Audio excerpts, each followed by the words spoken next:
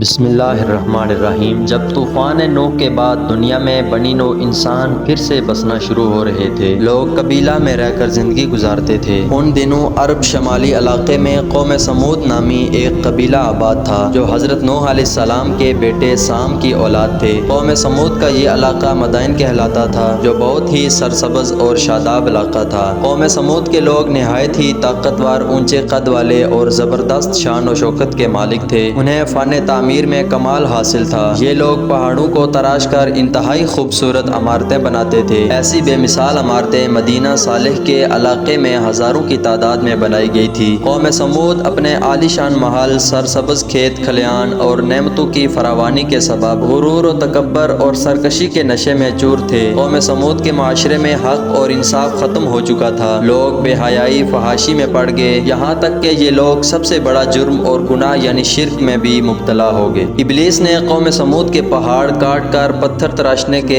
اس فن کو ہی ان کے لیے غلط راہ کا ذریعہ بنا دیا۔ ان لوگوں نے پہاڑوں سے پتھر تراشے اور بت بنا کر اس کی پوجا شروع کر دی۔ روایات کے مطابق انہوں نے پتھر کی 70 مورتیاں بنائی اور انہیں اپنے قبیلے میں قائم کر کے اس کی عبادت شروع کر دی۔ لہٰذا اس سرکش قوم کی ہدایت کے لیے اللہ رب العزت نے ان کی طرف حضرت صالح علیہ السلام کو بھیجا جو خود قوم سمود سے تعلق رکھتے تھے اور ایک نیک صفت انسان تھے۔ حضرت صالح علیہ السلام نے انہیں ایک اللہ کو ماننے کی عبادت دی اور ان کو اپنے اوپر اللہ تبارک و تعالیٰ کی دی گئی نعمتیں یاد دلا کر سمجھایا اور عذاب الہی سے ڈرایا۔ حضرت صالح علیہ السلام نے فرمایا، اے میری قوم، تم اللہ کی عبادت کرو، اس کے سوا تمہارا کوئی معبود نہیں، اسی نے تم کو پیدا کیا اور آباد کیا، اس سے مغفرت مانگو اور اس کے آگے توبہ کرو، بے شک میرا پروردگار نزدیک بھی ہے اور دعا قبول کرنے والا بھی ہے۔ اس پر قوم سمود ان کے خلاف ہو گئے اور انہوں نے حضرت صالح علیہ السلام سے کہا، اے صالح، کیا تم ہم کو ان چیزوں سے منع کرتے ہو جن کو ہمارے بزرگ پوچھتے چلے آئے ہیں؟ صالح علیہ السلام کی مسلسل نصیحت کے بعد قوم سمود کے چند غریب اور مفلس لوگ آپ پر ایمان لے آئے۔ اب اس قوم کے سرداروں کو یہ بات گراں گزری کہ معاشرے کے یہ مفلس لوگ صالح علیہ السلام کے دین کی پیروی کریں گے اور ہماری محفلوں، چوک چوراہوں پر کھڑے ہو کر ان کے بتوں کا انکار کریں گے۔ لہٰذا اس قوم کے تمام بڑے سردار ایک جگہ جمع ہو گئے اور یہ فیصلہ کیا کہ حضرت صالح علیہ السلام سے معجزہ دکھانے کو کہیں گے۔ لہٰذا سرداران نے حضرت صالح علیہ السلام سے کہا، اے صالح، اگر تم اللہ کے سچے پیغمبر ہو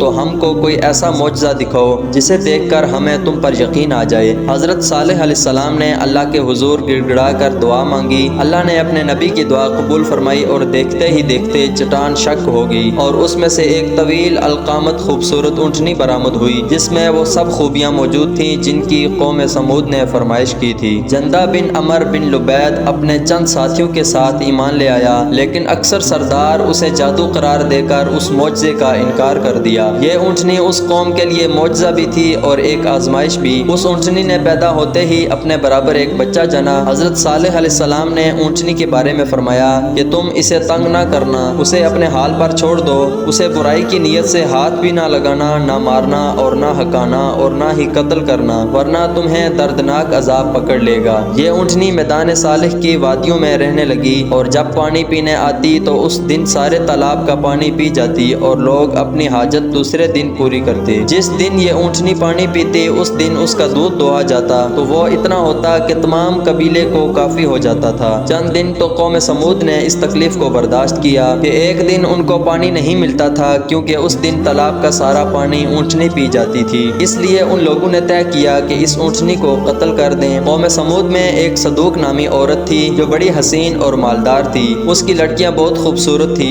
اس نے مصدع ابن دہار اور کیدار بن سالف کو بلا کر کہا کہ اگر تم اونٹنی کو ذبح کر دو تو میری جس لڑکی سے چاہو نکاح کر لینا۔ چنانچہ کیدار بن سالف جو سرخ رنگ کا بھوری آنکھوں والا پستہ قد آدمی تھا اور ایک زناکار عورت کا لڑکا تھا، وہ اونٹنی کو قتل کرنے کے لیے تیار ہو گیا۔ ایک دن اس قوم کے 9 افراد اونٹنی کے انتظار میں کنویں کے پاس گھات لگا کر بیٹھ گئے، جبکہ قوم کے لوگ اللہ کے عذاب کے ڈر سے چھپ کر یہ منظر دیکھنے لگے۔ جب اونٹنی کنویں کے قریب آئی تو مصدع نامی شخص نے تیر چلایا جو اونٹنی کی پنڈلی میں پیوست ہو گیا اور ٹانگ سے خون جاری ہو گیا۔ لہٰذا کیدار بن صالح آگے بڑھا اور تلوار کے ایک بھرپور وار سے اونٹنی کے پچھلے پاؤں کو کاٹ ڈالا۔ اونٹنی شدید زخمی ہو کر زمین پر گر پڑی اور ایک چیخ ماری۔ اس اثنا میں زخمی اونٹنی کو گھیرے میں لے کر اس پر نیزوں اور اور تلواروں کی لاتعداد وار کیے گئے جس سے وہ ہلاک ہو گئی۔ ادھر اس کا بچہ بھاگتا ہوا پہاڑ پر چڑھا اور چیخیں مارتا ہوا غائب ہو گیا۔ جب حضرت صالح علیہ السلام کو اونٹنی کے قتل کی خبر ہوئی تو آپ نے بہت افسوس کیا